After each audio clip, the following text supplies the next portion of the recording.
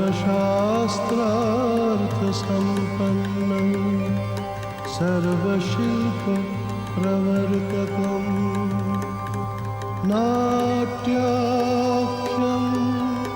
पञ्चमं वेदं सेतिहासं करोम्यहम् सर्वशास्त्रार्थसम्पन्नं सर्वशिल्पप्रवर्तकं नाट्याख्यं पञ्चमं वेदं सेतिहासं करोम्यहम्।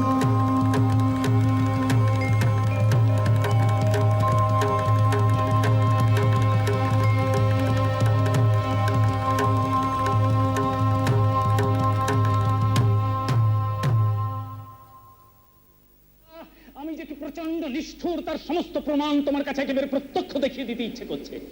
আমার ঘরের মধ্যে কখনো আর্তনাদ শোনোনি? হ্যাঁ শুনেছি। এই সৃষ্টিকর্তার চাতুরি আমি ভাঙি। বিশ্বের মর্মস্থানে যা লুকোনো আছে তাকে ছিনিয়ে আনতে চাই, সেই সমস্ত ছিন্ন প্রাণের কান্না। নন্দিনী, গাছে থেকে আগুন চুরি করতে হলে তাকে পোড়াতে হয়। তোমার মধ্যেও আছে আগুন, রাঙা আগুন। একদিন দাহন করে তাকে আমি বের করবো। তার আগে আমার নিষ্কৃতি নেই, তার আগে আমার নিষ্কৃতি নেই। কেন কেন তুমি এত নিষ্ঠুর? আমি হয় পাবো নয় নষ্ট করবো। যাকে পাই না তাকে আমি দয়া করতে পারি না। তাকে ভেঙে ফেলাও খুব একরকম করে পাওয়া, খুব একরকম করে পাওয়া। ওকে আমি মুঠো করে হাত বের করছো কেন? আচ্ছা সরিয়ে নিচ্ছি হাত, সরিয়ে নিচ্ছি। পালাও পালাও তুমি নন্দিনী, পালাও। পায়রা যেমন পালায় বাজ পাখির ছায়া দেখে, পালাও তুমি। আচ্ছা আচ্ছা যাচ্ছি, আর তোমাকে রাগাবো না। পালো ভাই। এই না, শোনো শোনো, একটি বার শোনো নন্দিনী, নন্দিনী শোনো শোনো শোনো নন্দিনী, নন্দিনী শোনো। Sombhu Mitra.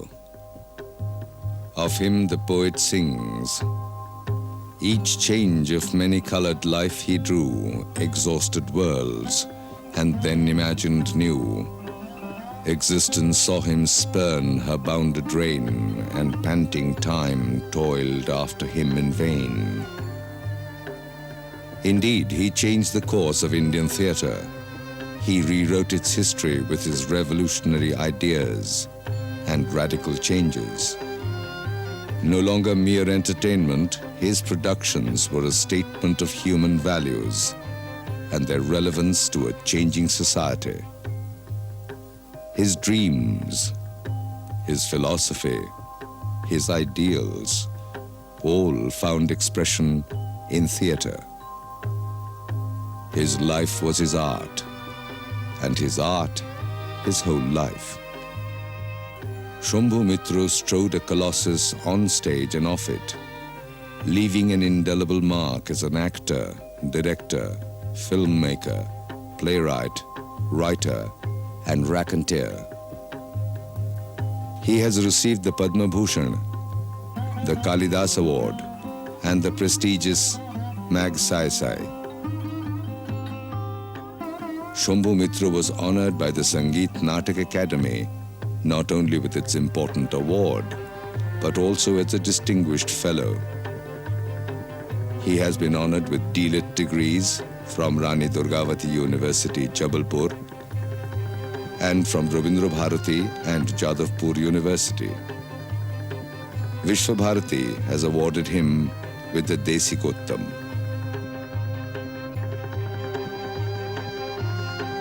As a leading theatre personality, he has travelled far and wide, both nationally and internationally. But where did it start? This search for excellence, this determination to bring about change, this ambition to reach the stars. We all know that you were the pioneer of the new wave in Indian theatre. You brought in a new sensibility and ushered in a new era. Now what interests me is that while you began your theatre career with the public theatres, which did commercial plays, but you did not stay with it for very long. Why? Because I had joined the theatre, I thought it was a professional theatre, not really a commercial one. And it wasn't at that time that much commercial. But I felt that the organization was sort of breaking down, and they were not being able to put up plays which a theatre should. So I left it. Was your subsequent theatre work therefore a reaction to the public theatre? Not really. I was thinking of a theatre before joining the professional one. I was thinking of a sort of important theatre, and I have read about good theatres. The later work was not a reaction to that because my mind was made up earlier. What also interests me is that what attracted you to IPTA? Because they held out the hope that we'll be able to build up a real good theatre in the country. So already your ideas about theatre and what kind of theatre you would like to do had been formulated when you entered theatre? Most probably. Now it's very difficult to say now, it's more than 50 years.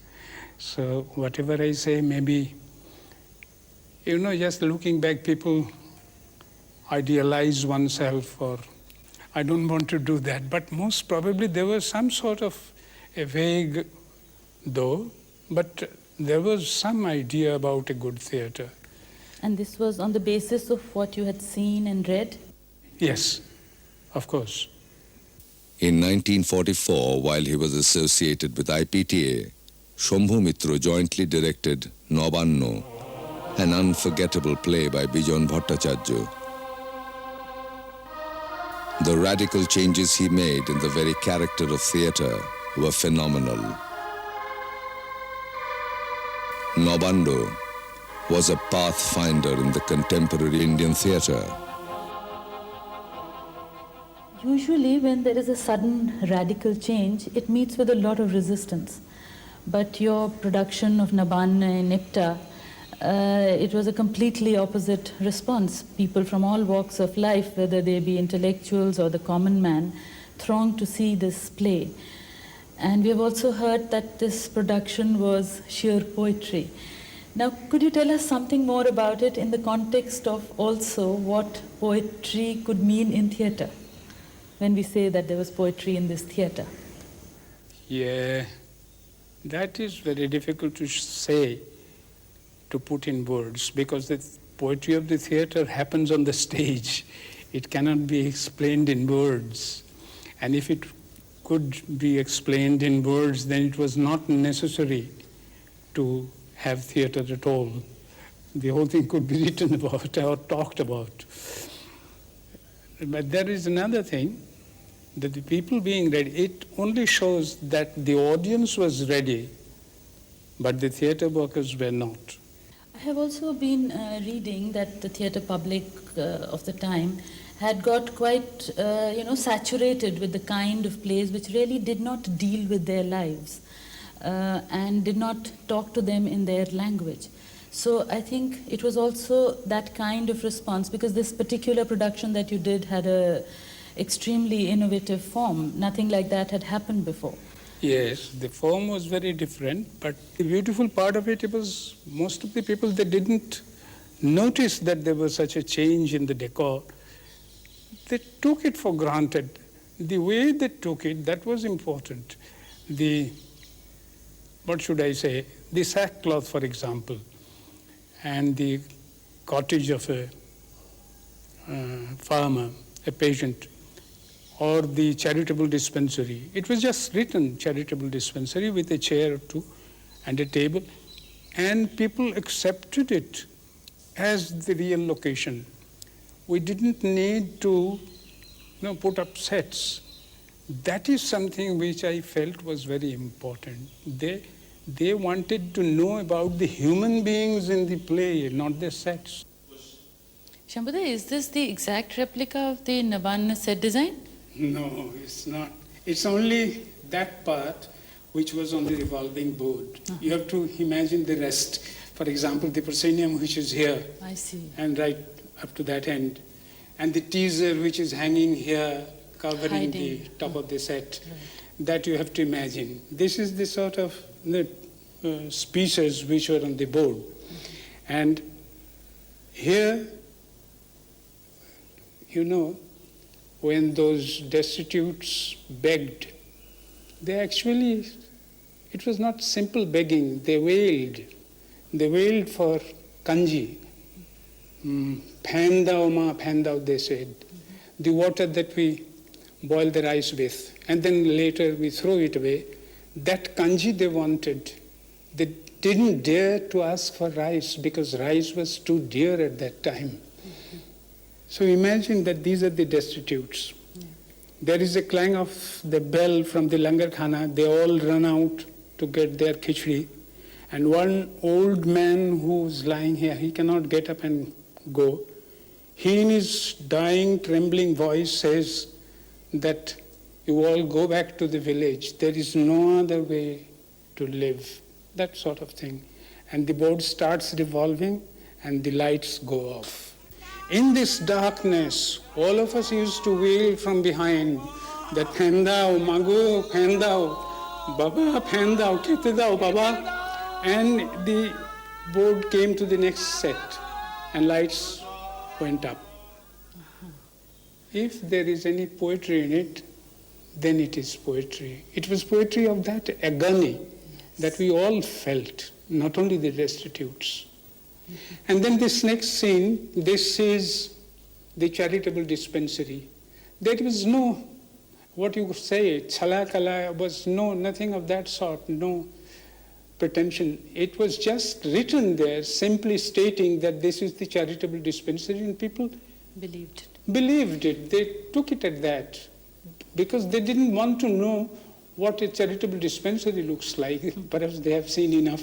They wanted to know about the human beings who were there. So that is how, and this was one of the remarkable scenes of Bijan's. He did wonderful acting in this scene. I believe the film Dharti Ke Lal, directed by Khwaja Ahmed Abbas, was based on the story of Naban and Jaban Bandi. Now we can all have access to this film, but we do not have access to your production of Naban. And now in this film, apart from doing the lead role, you were also involved with it as the associate director. Could you tell us if it was able to kind of recreate or retain the essence of the performance of Naban? I don't know whether I should say it, but you know, that was my first experience of films. I didn't know anything about films before that, and they said that these changes were necessary because the medium is different. For the films we have to do these changes, etc., etc. But somehow it left me dissatisfied. I didn't like it because I felt that on the stage with the sackcloth jute carton behind, you can understand it's quite artificial that way, but that artificial way of presenting it brought out the essence of reality of that play, which with the normal real sets in the film, it did not. And then you directed the film Jaagte Raho in long after, and got the Grand Prix award for that.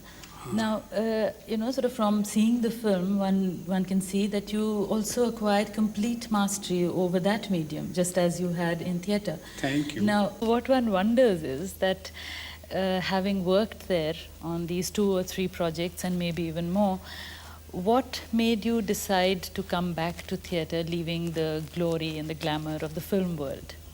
I think the answers also are a bit complicated. Number one is, I found out that to do pictures, the sort of pictures that I wanted to do, would mean that I have to build up a team of persons who react to the same wavelength. Now that I had already built up a team for theatre. Now to build up another for the films, which means, whole-time job for a person. I couldn't leave theatre and be in the films. And most probably I can't see myself in a very glamorous perspective. So that may be another reason. But the main point was that I could dare in the theatre. Before doing Jagte Raho, I had done plays about a Muslim family. I have done plays by Tagore, Charadhyay and Rakta Karabi. I mean, very important plays, Ibsen's An Enemy of the People. So I could dare to do those plays on the stage, which perhaps was not possible to do on the screen. You get money from others, from the financiers or from the distributors, and you are honor bound to return them the money with interest. I didn't know the field that much, and I felt that I wouldn't be able to dare so much as I could in theatre. In 1948, he founded Bahurupi, along with a handful of like-minded persons, including his wife, Tripti Mitra, herself a celebrated stage artist. One of the leading lights of this organization was Mahorshi Manoranjan Bhattacharya. In later years, Shambhu and Tripti Mitra's daughter Shauli also joined Bahurupi and went on to achieve great acclaim, as did her parents. Bahurupi's first festival of 3 plays was staged in 1950 at the New Empire, today a cinema hall in Calcutta. 2 of the plays were written by the incomparable actor and playwright Tulsi Lahiri. They were Pothik and Chheda Tar. The third was Ulu Khagra. The festival was much appreciated, and the applause echoed in every review ever written of it. Shambhu, you had mentioned some time back that you decided to come back to theatre because it allowed to do more daring work compared to films. Now, we've read rave reviews of the 3 plays that Bahurupi did at their first festival. There was a tremendous stir because of the innovative approach to acting and direction, because it was very unlike what was existing anywhere at that time. My question, however, is about the selection of these plays. In one of your articles, you have mentioned that the choice of these plays was made to represent different aspects of society, both rural and urban. Could you tell us something more about this?